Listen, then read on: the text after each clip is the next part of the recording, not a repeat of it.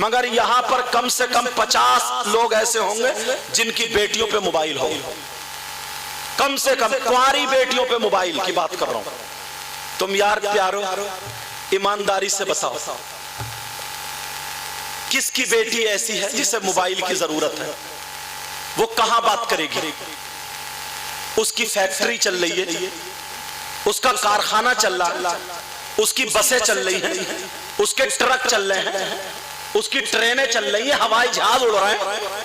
उसका क्या है जो मोबाइल के बगैर पूरा खानदान भूखा मर जाएगा, ठप हो जाएगा, सब बर्बाद हो जाएंगे? बेटी को मोबाइल इसलिए दिया। कम से कम 3 रोटी खाते हो, 1.5 की अकल रखो। ये बात करेगी तो कहां करेगी? किससे करेगी? कौन सा ऐसा रिश्तेदार है जो जवान बेटी को मोबाइल दे दिया?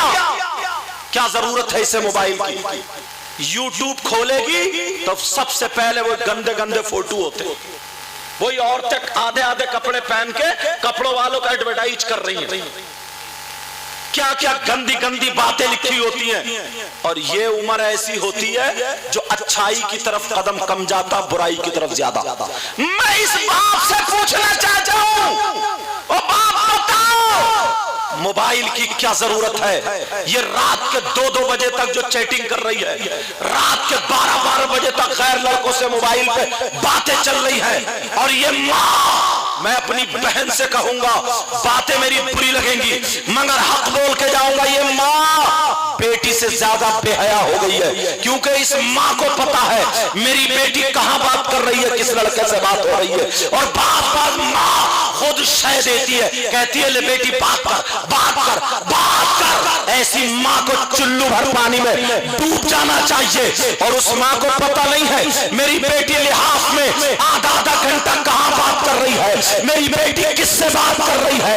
ये माँ के दुश्मन। मैं इससे पूछना चाहता हूँ प्यारे, मैं आपसे भी पूछना चाहता हूँ प्यारे, जरा बताओ नबी ने फरमाया था अगर जिसकी 3 बेटियां हो और तीनों बेटियों की सही तरबियत कर दे, तीनों बेटियों की इस्लाम के तौर तरीके पर तरबियत हो जाए तो वो जन्नत का हकदार होता है।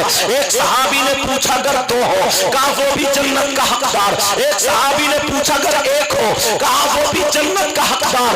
मगर अल्लाह जरा गौर करो, आज तुम कहोगे मोबाइल से क्या परेशानी है? वो बिगड़ी में रहने वाली लड़की जो कभी शीशगढ़ उसने पूरा नहीं घूमा, जो कभी बाहर निकल के नहीं गई, लेकिन मैं पूछना चाहता हूँ जो कभी गांव से बाहर नहीं निकली, उस लड़की की आस्तीन कैसे कटी मुझे बताओ।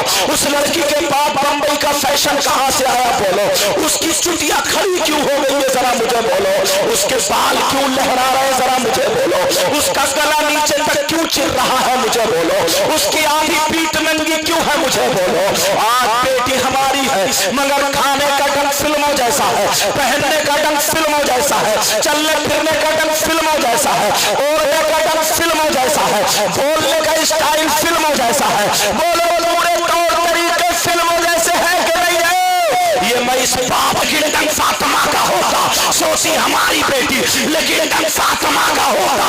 अगर ऐसी बेटी होती बाप के घर में होती तो रहमत बनी हुई होती, शौहर के घर में होती तो नेमत होती, और जब मां बनती तो उसके कदमों के नीचे जन्नत होती।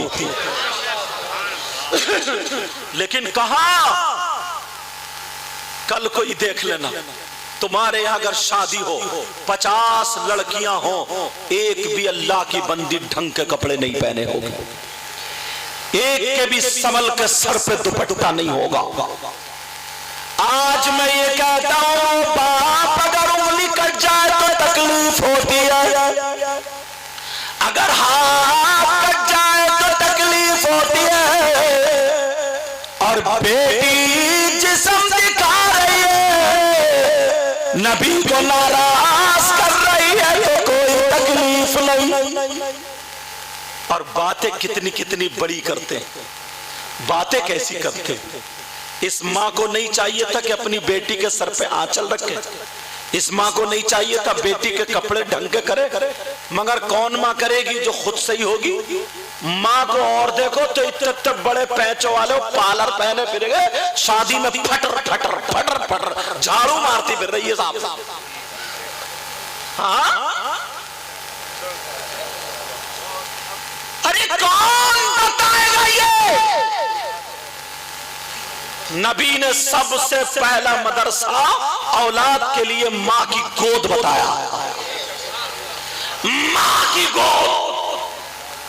अगर बाल अपने नहीं रहे ना, छोटी छोटे चुटियां रह गई हैं, तो वो मार्केट से खरीद के लाएगी तब मोटा जूड़ा रखे फिर रही है यहां जैसे प्याल का फूला, और टांग लेगी वो ऊपर दुपट्टा जैसे खुंटी पे टंगा है। अब फिर देखो साहब, अम्मा अलग गिजरा रही है, बेटी अलग गिजरा रही है। शादियों में ये हालात है। पहले के लोग कितने प्यारे थे यार। इन बुजुर्गों से पूछो, बुजुर्गों से पूछो, अगर दो चार आदमी खड़े ना तो ये औरतें छुप छुप के दीवार से चिपट चिपट के जाती थी। और आज शादी में सबसे ऊंची जगह पे खड़े हो गए, दांत फाड़ती हुई हंसी मजाक करती हुई तुम्हें दो चार लड़कियां मिल जाएंगी। ये मैं उन्हीं के माँ बाप से पूछना चाहता हूं, मैं उन्हीं से पूछना चाहता हूं, ये कौन है? अल्लाह फरमाता है, या अय्युहल्लज़ीना आमनू कू अनफुसकुम व अहलीकुम नारा, ए ईमान वालों अपने आप को और अपने घर वालों को जहन्नम की आग से बचाओ।